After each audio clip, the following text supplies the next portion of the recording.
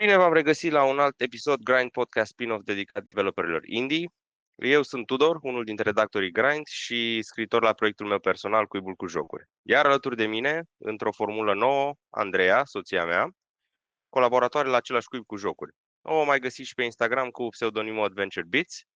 Motivul pentru care am rugat-o să mi se alăture se datorează faptului că azi avem onoarea de a discuta cu doi oameni care ne vor vorbi tocmai din îndepărtatul Melbourne, Australia. Stau în spatele unui joc pe care Andreea îl știe bine pentru că chiar ea mi l-a sugerat.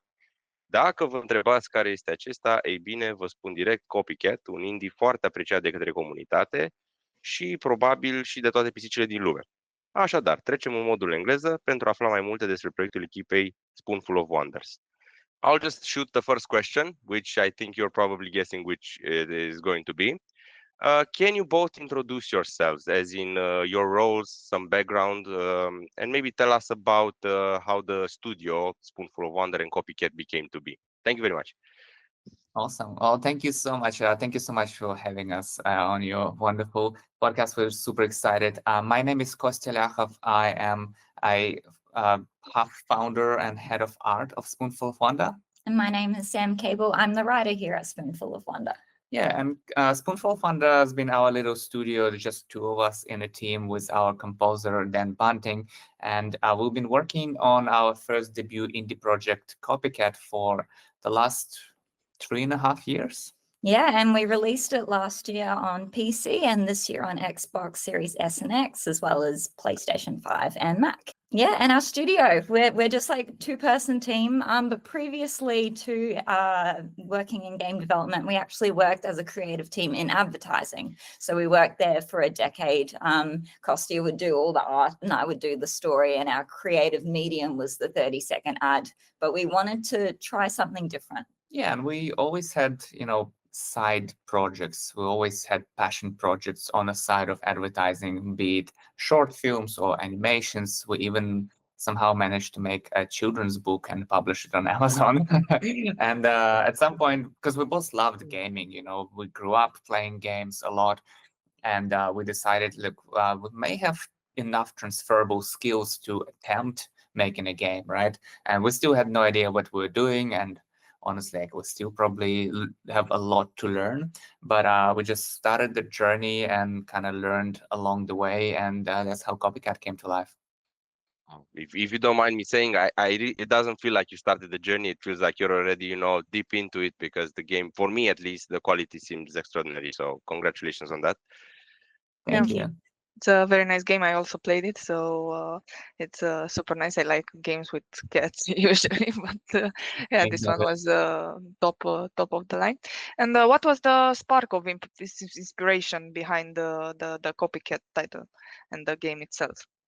Yeah, we always wanted to tell a story about pets. Like, we grew up with a lot of animals and they're so special to us. Like, pets see us on good days and bad days. And so we wanted to tell a story through the eyes of pet. We grew up playing a lot of games with animals at the heart of it. So it made sense if we were jumping into this magical world that we definitely wanted it to be a cat. And we were also reflecting on stories happening around us.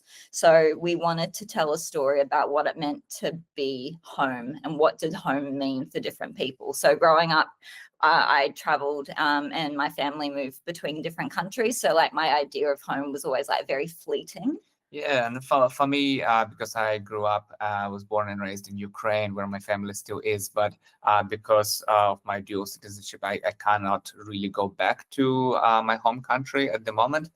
So it kind of changes the meaning of what the home is, and you start looking at things very differently. Yeah, and that thematic we really wanted to put in this game about a simple story about a cat trying to find where she truly belongs. Yeah, and the name Copycat came based on the story, and in fact lots of the game is coming from the narrative, because we decided that the narrative is going to be like the hero, the champion of the game, and everything starts with the story we want to tell, and everything else comes afterwards, like in terms of gameplay and visuals. They all come into play to serve the story to the best and to tell the story in the best way possible.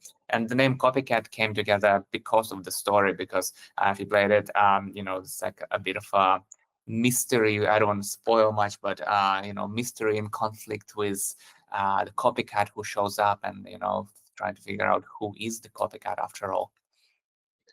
So yeah, for me this was very relatable. Of course, I didn't know about the game, so Andrea, my wife, actually told me about it, and then I got into it, and I said, "Oh wow, it's really cool." I was an army brat myself, so I traveled quite a lot. With my people actually working for NATO, and for me it was also a problem of trying to fit into different societies as we were moving around. So I really found it very inspiring in a way. What I'm really interested is how long was the development cycle from the start of the idea to actually having the finished product? Yeah, we started Copycat maybe 4 years ago. When we started, we were still working our full-time jobs in advertising, and we were doing this on weekends and in evenings. And then we dropped down to our full-time jobs when we got some funding, and we dropped down to part-time and then completely 100% on the project. And that just, over the years, we were tinkering on it and putting all our heart and soul into it. And then when we launched last year. Nice. So it was a long journey ahead. And yeah, Long it enough, also yes. always starts with a job in parallel, and I think that's the most difficult part. So what were the biggest challenging early on when you started the projects, like first things you had to overcome? Early on, it was understanding the workflow and the scope of the project, kind of learning all of it, because we never made a game before. We did some kind of related creative arts. We did some 3D design, we did some animations. We, as Sam mentioned, wrote a lot for short film and advertising, but kind of making it all interactive and seeing the story, putting it in that format was a bit of a challenge early on. But then towards mid, kind of halfway through our journey, a challenge happened that we didn't foresee, and that's when we had to actually become a business. Yeah, because we received funding from the Australian government, it meant that we had to be business owners and we had to open our own studio. And that, being creative people ourselves, learning accounting and working with lawyers, superannuation, GST, tax, all these things that don't come so easily to us, that we had to manage, especially because we brought on a team member, our composer. Okay, yeah, sounds like a lot of financial part and all of that.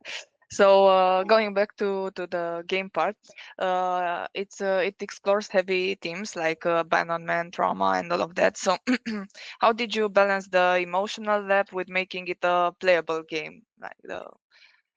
Yeah, we definitely had to balance those highs and lows. I think some of the highs is people wanting to play as their pet. They want to pick the color cat that resembles a cat that maybe they've had in the past, or maybe a cat that they have currently, and bringing in a lot of joy through it. So, for example, having the cat knock things off the table, or, having the cats do, all the annoying things that they do, but we love them for it regardless. For example, crunching up the couch. And then we balanced it with a heavier narrative. We had a story about a daughter who wanted to take care of her mother, and a mother who was struggling with her independence. And I think we really enjoyed these sort of stories. We want an emotional attachment to them. And so we told it the best way we knew possible. Certain aspects like the dementia and emphysema, they were echoing around in my family's life. And so we put that into a video game and tried to tell an authentic story. Okay, so you did mention something, so I'm going a little bit back and sort of side on the story. You said the Australian government supported you, and I was really curious because, for example, something like this in my country is very hard to come by. So I was really curious as how that came out to be. As in, did you go to them, or did they sort of pick out your game? How did that work out? Yeah, we are in a very lucky position. In Australia, there is a government body called Screen Australia, and that's an organization. They are related to the government, and they are responsible for supporting creative arts and media in the country. And quite often they announce different grants and different funding opportunities for the games and film and TV. And they've been running this program to support independent developers in the country for the last couple of years. And I think they've been doing multiple rounds a year, supporting maybe up to 20, 30 games every year financially. And so we just applied for the grant, and we were very, very lucky to receive it. Okay, thank you very much. One aspect was or regards Dawn the cat, and who believes is actually a wild cat initially. So, what narrative purpose does this misidentification serve? Yeah, well, we wanted to really have a clear want and objective. And we thought about all the cats that were at the cat shelter, and we assumed probably a couple of them think that they don't belong there. And Dawn has this like learning where she thinks she's not quite a pet cat. She's not quite a wild cat, and she's not a street cat. What is she? And so we were just dealing with, her objective and why she wanted to be free, because she didn't feel like she belongs in the house. That also allowed us to explore kind of a bit more of her inner monologue, and it's like it brought some humor as well, but also allowed us to explore her dream sequences when, she falls asleep in the real world and like wakes up as a panther, imagining herself being there in the wild, and then moving forward in the game, subvert them a little bit and use them as like a metaphorical reflections of her inner state through the game. Yeah, and I want to like bring on top of Kosti's great point. So we had this like narrator character who was almost like an animal expert. And he gave Dawn really clear objectives about how she should travel through the terrain and how she should go throughout the game. And that added a lot of comedy to the scene, because he was telling her how to be this wildcat, and she had seen him on the television, but now this voice belonged in her head. Yeah, that was an interesting fact when I played it to be in his head, how he thinks. It really showed that. And about the human protagonist, Olive, she also had her own story, grief and loss and all of that. And how did you weave the two characters to arch together in a satisfying way to build a relationship between them? Yeah, we wanted like a really authentic relationship, and we could see a lot of people struggling, especially when we went to the cattery and go to the animal shelters in Australia. A lot of animals do get left behind, and we were trying to think what was an authentic story we could tell about someone who is in the position where she desperately wants to look after these cats, but she doesn't have the means, and the kind of the backing behind her to look after these pets. And so we had her, and we paired her with Olive. We paired her with her daughter, May. And May was very passionate about making sure her mother does get the best care. And so, yeah, this was a story that I was seeing echoing a little bit in my family. And we've seen a little bit in your family too. And it was just a really great way to tell a story like that, just because we don't see it often, especially with older characters in video games. I really like the fact that you've put a little bit of yourself in the game, so it really increases the authenticity by that much. I do want to know, you already talked about the narrator a bit, and I was wondering if you could tell us, how did you approach writing for a non-verbal protagonist aside from the narrator for the cat itself, because it feels very authentic. So how did you know how to do that? Yeah, I guess a lot of love and a lot of cats over the years. And being a half cat yourself now. Yeah. We use music as a big tool because we had that non-verbal protagonist. So music helped carry the highs and the lows of the story. We had 3 hours game. We had 25 unique tracks with the dynamic music bed. And so every time we see something positive, the music is really upbeat. And when we see more difficult scenes, the music is, of course, sadder. And so we use music as a key tool. Yeah, and also like we considered, voicing the cat and like making her talk, but it just didn't feel right in terms of tone. And we could have taken it and gone like full Disney, just like talking animals, but it's just the tone wasn't there. So instead of voicing our cat, we decided to voice all the characters around her, and that makes the story very interesting, because all of a sudden it becomes a story of humans that's told through the perspective of the cat. Yeah, and I think the last thing we did is we gave her pop-ups. So she still had a voice, but it was a little bit silenced, and that way the player could feel like it was more their journey instead of Dawn's journey. So that was another way that we did it. And then drawing on those dream sequences that Kostya mentioned a couple of minutes ago. So when Dawn was feeling happy, these dream sequences were bright and colorful, and she felt like she was on top of the world. And then when she was having a sadder day, those dream sequences were more somber and scary. Plus, what Sam mentioned with the narrator, he becomes, in a way, her own voice, because it's a voice in her head. So it reflects her thoughts through that voiceover that's like, kind of becomes a little bit intrusive. So deviating a bit, I was just wondering right at this moment. So are Australian people, are Ukrainians more of cat people or more of dog people? Because in Romania, for example, I think we're half-half. Edging towards dogs, I think. So I was really curious on this one. It's a great question. I think because we made a cat game, we've been approached by many cat people because, people enjoy playing the game and they want to share with us. And that's what we found going to the festivals, when we showed off our game at PAX Australia.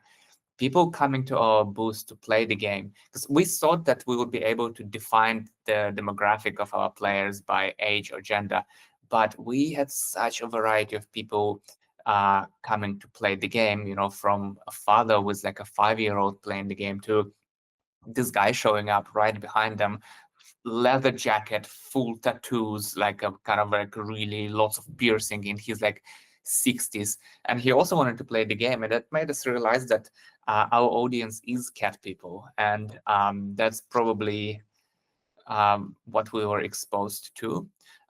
Personally, I think Sam grew up with lots of cats, so you were definitely a cat person. I'm a cat person, yes. Yeah, I didn't have a big pet growing up, but I always dreamt of golden retriever, but it's a commitment. So we do have a cat right now. We adopted a beautiful cat. Her name is Juniper.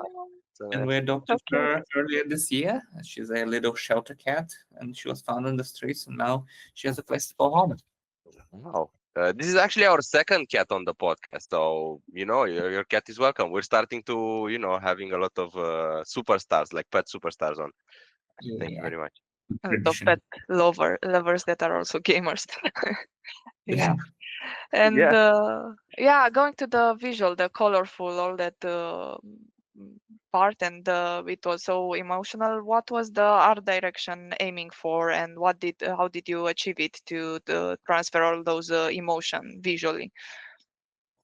Great question. Thank you. Art direction was a bit of a challenge because, again, we were learning on the go, but it was a combination of our experience in advertising short film. So we tried to tell the story from a very cinematic point of view, so we tried to use a lot of camera angles, changing between third person and first person view just to achieve a certain effect and convey certain emotions. We used color theory a lot to supplement the narrative beats. Sadness would bring to darker and cooler tones, whereas the happy moments we get like bright and colorful. So that combination, combined with our upbringing, because we both grew up watching Disney, right? We grew up watching Disney and Pixar, all this colorful, full of life animations and films. With a little bit of influence from like Makoto Shinkai and his anime work. It's just like the colors there, it's so beautiful. And that kind of met our limitations as well, because there were things we wanted to do, and then there were things we could do because we're a very small team, and we couldn't just go away and craft an entire game based on what we wanted to do and design every single 3D element, because it would have taken us years to make. So we also had to be cautious about our limitations in terms of time, in terms of our skill set, in terms of our budget. So some of the art direction also came from the perspective of what we can actually get from the asset store, what we can get that already exists, like 3D models, the environments, and how we bring them together to kind of make it look cohesive. And I think that's what the art direction did. It brought all those assets together with some beautiful dust particles and some beautiful lighting. I hope it glued well. So what were some of the bigger challenges in this area? Like what did you actually, had to choose if, between doing or not doing, saying, okay, we can do this, I want to do this, but we just simply can't do it? I think from a story point of view, we just started by going, okay, can we tell a story of a cat? Yes. Can we tell a story of a cat in a house? Yes. So we tried to keep it from like the four walls for a very long time. And then we realized, oh, okay, we actually have to get the cat to go outside. So we have to build some of those extra spaces. So that's for story. But like, the art limitations also affected the story quite a lot because,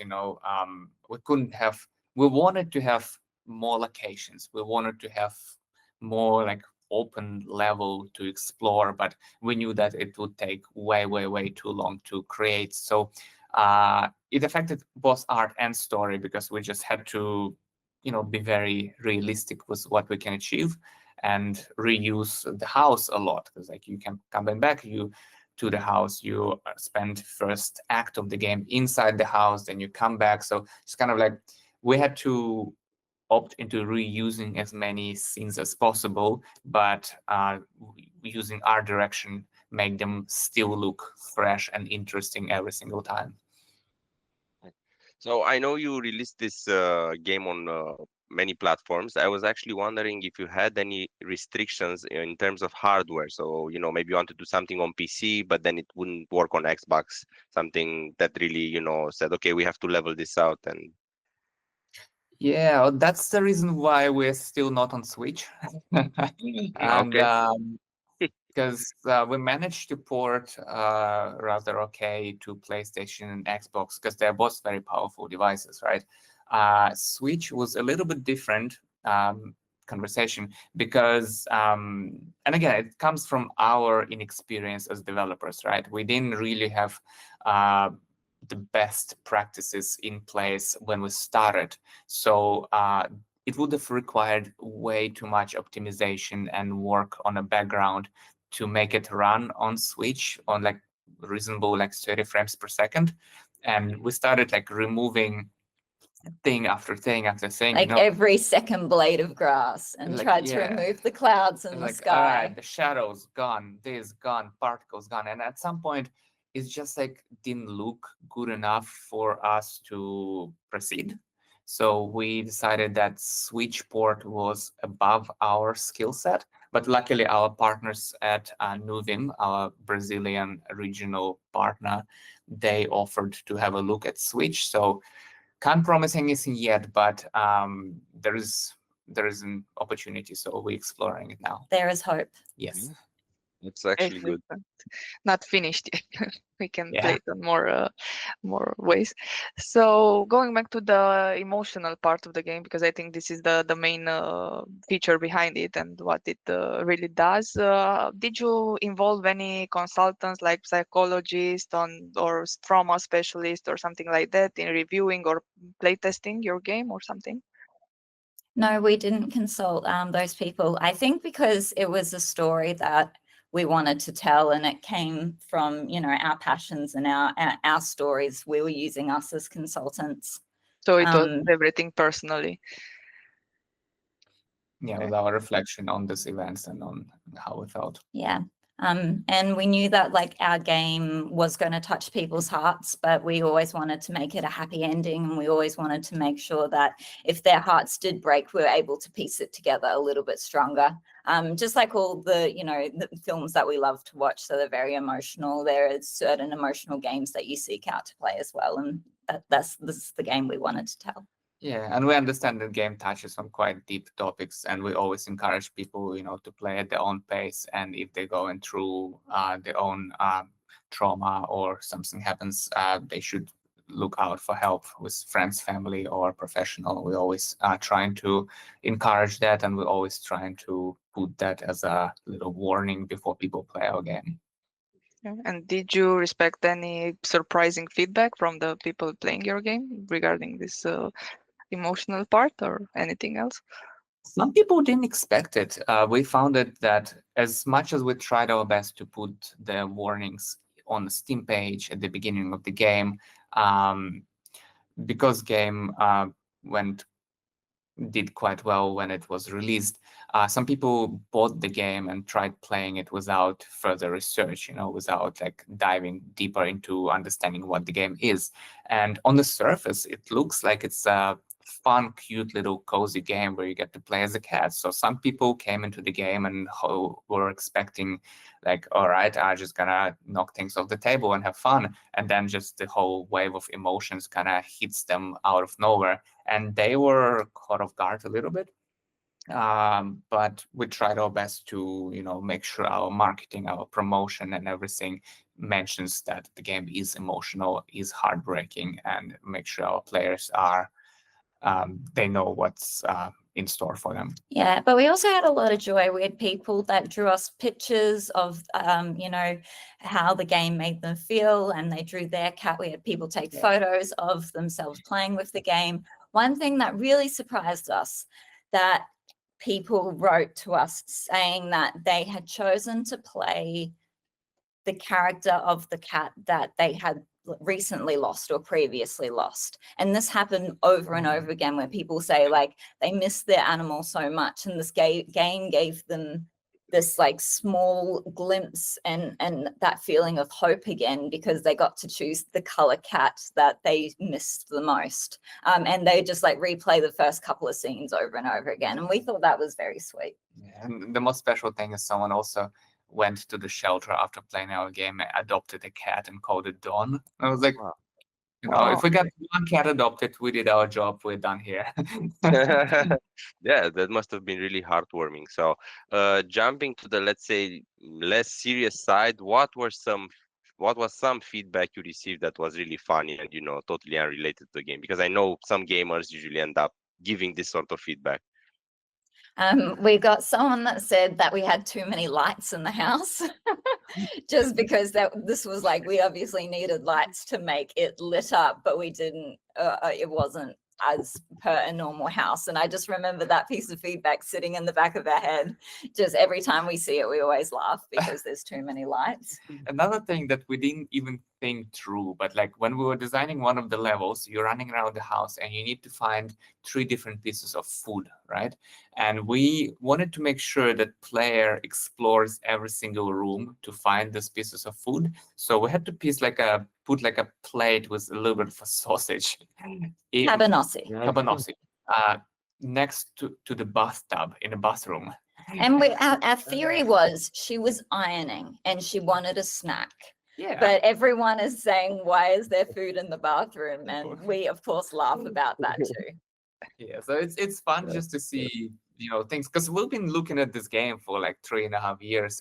We are so used to everything, but it's just fun to see what people notice, that we kind of get used to, like stuff like that, or like some of the Australian sayings like yeah, nah, kind of like don't get your knickers in the knot. So like things like that just kind of stand out to people, and it's like very sweet to reflect on those. Did you get feedback with people saying, maybe you should do a dog game, or maybe it should have been with dogs? I'm just thinking right now, right off the bat. Someone asked if we can add the dog into the game. Obviously, that would be a little bit of a push in terms of the story, because you can't just directly replace the 3D model. But that being said, I think we found a little niche, the type of the games that we want to create moving forward. Yeah, so our next game's about a little orca whale, and it's trying to find its missing mother, and a friendship with a scuba diver. And I think we really loved making Copycat, and we really love that friendship between human and animal. And so we wanted to emulate that with our next game going forward. Still animal games, that's where our heart's at. So it's gonna be a new game, or are you also planning some DLCs or expansion or updates on Copycat? We're working on a new project, Copycat. We just had this idea for the story. We told the story, and it's like well-rounded, so we don't think there is much left to tell. It's character went on a journey, achieved or didn't, no spoilers, and which is kind of like well-rounded, and we don't want to like stretch it too much, so we're just moving to next project. Yeah. Okay. And as you are starting a new project, looking back, what would you do differently if you're starting this new project? What did you learn from Right, all of a this lot, experience? honestly. Yeah, learned a lot, like from the tech side of things, especially, you know, being first-time developers.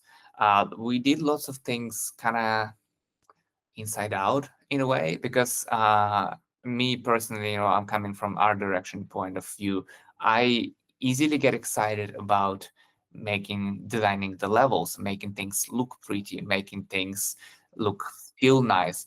And we did that with Copycat before any of the core systems were in place. So that meant, as we then realized, like, oh, we need to add these settings, we need to add controller support. That meant that we had to rebuild it over and over again to, you know, implement these features. So moving forward to the next project, we're moving from Unity to Unreal Engine. And right now, we've been working on it for a couple of months. Nothing looks good, but we just concentrating on like a skeleton of the game, you know, getting all the mechanics right. So then when the time comes to kind of grow content on top of it, it's a way smoother for us and easier for us to approach. Okay, so in a narrative first game, how much did you learn on the gameplay mechanics versus the, you know, purely story driven environment? Because you mentioned mechanics. Yeah, we wanted to make it an exploratory game. So think about Life is Strange. You've got a walking simulator, essentially. You've got a character that walks around, interacts with certain objects, and you hear the story behind it. But we wanted to bring some fun into it, and that's where our mini games kind of took place. Yeah, so we think we'll stay with a similar balance. Like it's going to be narrative-driven game with a little bit of a sparkle, sprinkle, and seasoning of little activities and mini games. Yeah, so we had things like the cat, you know, sharpening her claws on the couch, and we had the little running mini games, the endless runner style. And what we tried to do is, if we introduce that mechanic as a mini game activity in Act 1, she does that in Act 3 as well. So there's a bit of a payoff, and you can see her improve as a wildcat and continue to grow as she develops. Yeah, and keeping those mechanics for us feels very manageable as a two-person team because, you know, we're not over-committing to something that's way too complicated for us to achieve. But walking simulator with mini games and that kind of flow seemed like a good match, and hopefully our players enjoyed it too.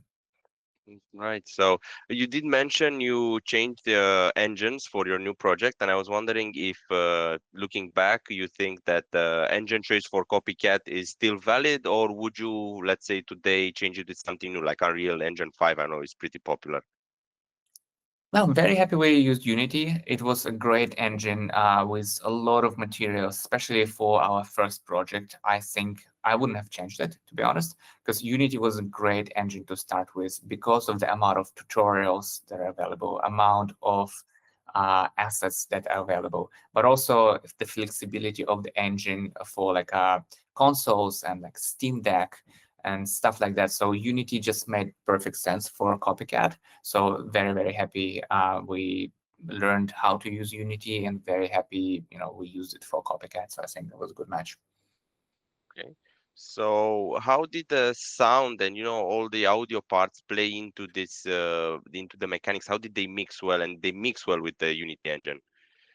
Yeah, our composer told us a really great phrase that stayed with us for a long time. And he said, composition, music, and sound is the punctuation of the scene.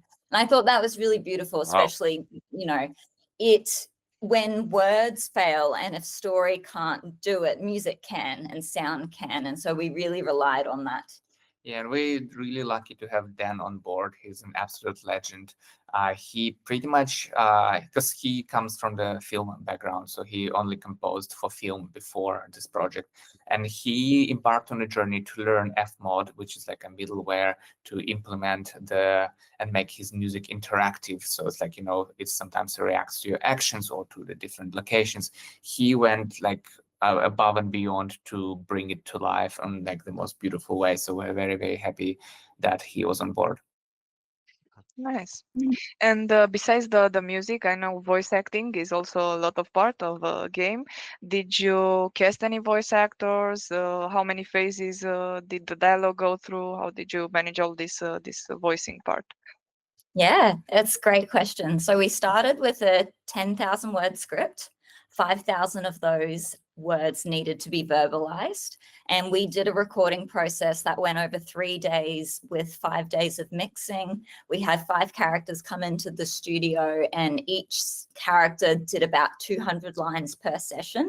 And each line we had to record 3 times because we wanted 3 different takes. So the journey was huge. We prepared for the voiceover record for many, many months. The talent that we had in were all our friends and family, and a lot of them had experience being on stage and theatre. So that was primarily their background. So coming into a sound booth for the first time was very exciting for a lot of them.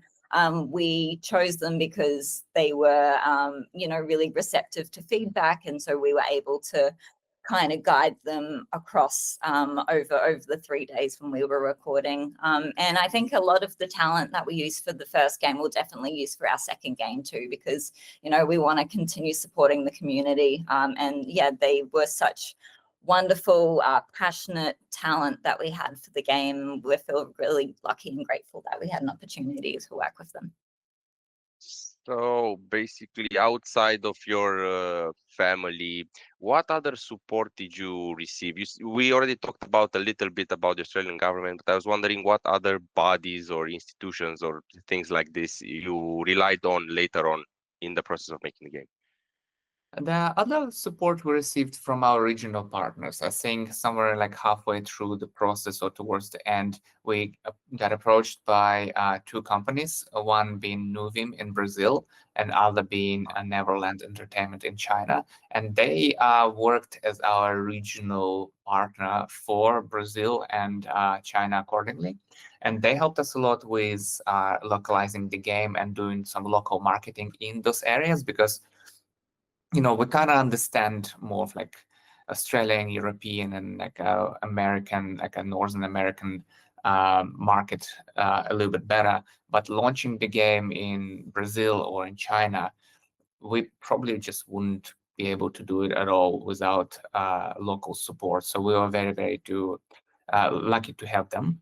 And other than that, we had a huge amount of support from our community, like people who've been following our journey on socials from like a very beginning, as soon as it started, posting some content. Everyone was so kind, so supportive, and those people we're so grateful that they helped us with testing, with some feedback, with finding bugs and fixes.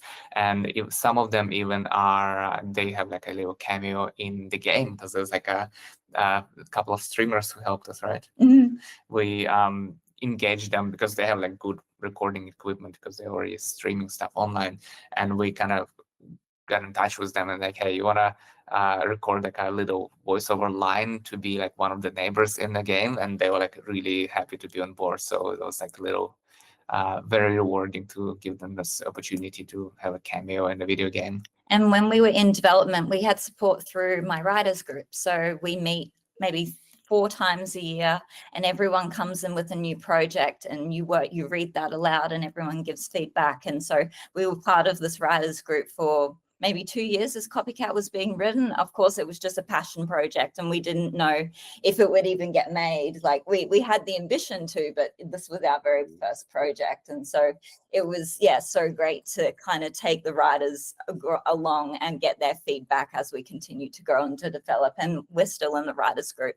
Yeah, and a couple of them actually ended up doing voiceovers for the game, which is even more special. You mentioned some streamers, so I was just curious, if you could mention some names, if you have in mind, of people who collaborated with you on the game from this area, let's say. Oh, that would be, I would like be very hesitant because I don't want to forget anyone. We had a lot of like small to medium-sized streamers, people that, adore cats, and as soon as they saw our trailer that was about a cat, Okay. they were like, yeah, we're going to come in, we're going to be part of this story. And do you have also a community of game developers, of indie game developers in there? And did you collaborate with them? When we started, we did not know a single game developer. We were so shy. We were making this in our bedroom, like for years. We still are. We're still in our house. And it wasn't until we went to our very first festival that we realized that there were other people doing the exact same thing we were. We probably worked for maybe 2.5 years by ourselves, not knowing any other game developer. A bit of an isolation. But since then, since we released the game, we moved to Melbourne, and we met this amazing amount of very talented indie developers. Because in Australia, the game industry is very indie driven. So most of our companies are indie. We have a couple of big AAA studios, but most of the people we meet are very independent, very small team. And big shouts to Dev Together, our little community that we have like a monthly catch-ups to share our experience and give each other advice and talk about what's happening, so you don't feel isolated. So that's been in Melbourne, but because we spent lots of time in Sydney, also beautiful community in Sydney with very talented developers. So we're just very, very lucky to be part of it. Yeah, that sounds great that you have people to talk to about the project. And I believe now some indie starters reach out to you maybe. And what advice would you give to the people out there that want to create their own game and have the idea, let's say? Ooh, how many hours do we have? So let's say the main points of advice. Yeah, What's most important? I think finding the person you trust to work with was a very, very big one, because it's a long journey. And if you can find a partner, someone to work with you and share that load, it goes very long way. We're very lucky to have each other because we are partners in life as well as in business. So that helps a lot. So finding a good team, finding partner, and this support network, as we discussed before, makes a lot of difference and can, make difference between project being made or not being made. Yeah, also finding a mentor, someone that you can talk to about the creative process, and it doesn't have to be a mentor in video games. Like, for example, my writing mentor comes from film and TV. Kostia's mentor, didn't necessarily come from games either, but because we're making these projects together, we're able to get that advice that helps us carry through all those learnings that we'll use for the next game. I wholeheartedly agree with your point, especially the one on, relying on your partner, as you can definitely see. Okay, so I think we should slowly head towards the end. So I'll give you the floor for, let's say, a message that you might want to send to our followers, but also to other people around the world that might be watching us, since it's an English podcast. Whatever you think is necessary for them to know, or maybe, Beautiful. I'm getting a stage fright. No, Yeah, well, we just always wanted to say, like, at the end of the day, turn around and hug your pet, really appreciate them, because they do so much for us mentally. So that's what we wanted to give as a takeaway for people to, just really value that friendship that you have with your animal. Okay. I really want to thank you for joining us. It was a real pleasure, and I think the information you gave us was more than valuable. Actually, you're the first people to, communicate with us from so far away. So it's a first in many ways. Thank you for the openness, because I know we are also a sort of indie magazine, so we're not that extended yet. We hope to be. So for us, it was very important to catch somebody, who understands this concept and can talk to us, openly about it. Thank you very much. And I want to, wish you good luck in all your future endeavors. And I really hope we can maybe keep in touch. So for your next projects as well. Thank you so much, Tudor and Andrea. Thank you for having us. It was a huge pleasure. We feel very honored to be a part of the project, and also thank you for beautiful questions. Yeah, thank you for playing our game and having these questions that were so thoughtful and so thought through.